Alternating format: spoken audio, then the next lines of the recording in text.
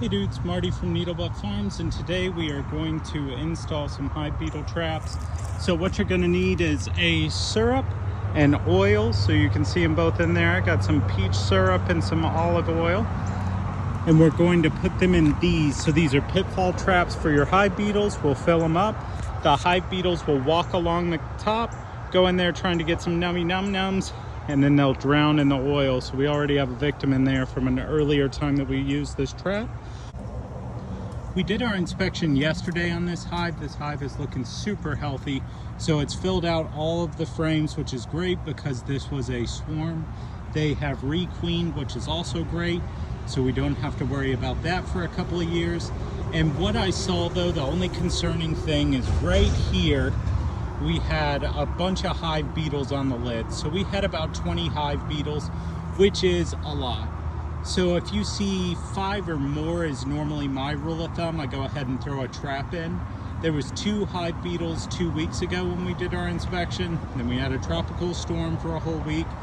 Came out here this week and had some hive beetles. But we're gonna go ahead and treat for it, and these guys should be good to go. So it's a pretty easy deal. If you see them on the lid, you just go ahead and smush them. So I smashed that bad boy. Right here is where I saw them.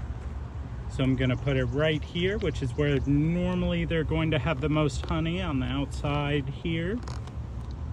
Boop, boop. Just smush it on in and you're good to go. So that's how you install this trap. And I'm gonna install one on a level lower where all the bees are. So almost always you could just do this on your top box.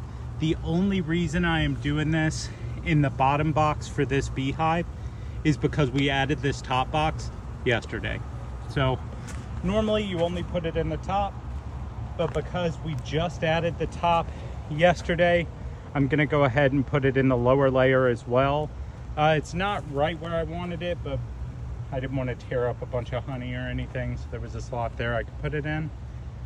So in a week, we'll come back out here, check these bad girls out, and maybe we can remove these traps.